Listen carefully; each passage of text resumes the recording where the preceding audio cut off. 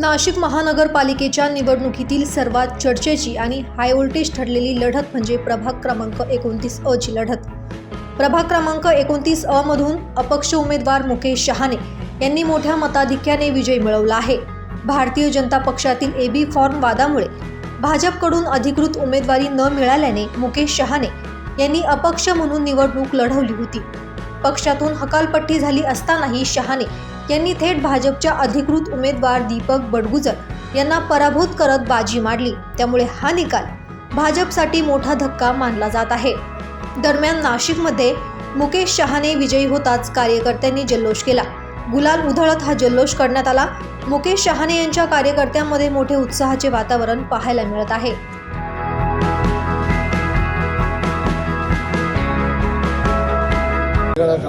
व्यक्तीने केला, ज्या अतिरेकीने केला, एक प्रामाणिक कार्यकर्ता होतो, एक निष्ठेने काम करत होतो आणि ज्या पद्धतीने माझा घात झाला ते माझ्या मायमाऊलीला, माझ्या ज्येष्ठांना, माझ्या मित्रपरिवाराला कुठेही पटलं नाही। ती संतापाची लाट या संपूर्ण शहरात तुम्हाला आज बघायला मिळत आहे आणि माझा विजय जो झाला आहे त्याचं सगळं श्रेय जे काही मला मदत केली ती माझी मायमाऊली, माझा मित्रपरिवार, ज्येष्ठ श्रेष्ठ या संपूर्ण माझ्या प्रभागातील नागरिकांची, शहरवासियांची मी हात जोडून पहिले मी त्यांचे सगळ्यांचे आभार व्यक्त करतो।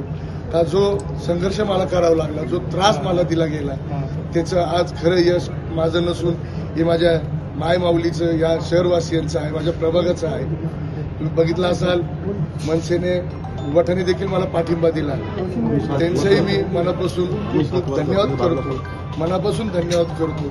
आज प्रामाणिक कार्यकर्त्याला कसं सर्वसाधारण माणसाकडनं, जनतेकडनं जी साथ दिली, आज ती विजयाची नांदी मला भेटलेली आहे आणि छोटंसं असं लीड नाही तर अशा असंख्य मोठ्या लीडनी मी निवडून आलेलो आहे। माझ्या अंदाजे आताच कळालं का 8 का 9 हजाराचं लीड आहे। एवढं लीड मला वाटत नाही शहरात कोणाला राहील आणि सत्तेधारी पक्षाच्या विरोधात जाऊन लढणं सोपं नव्हतं।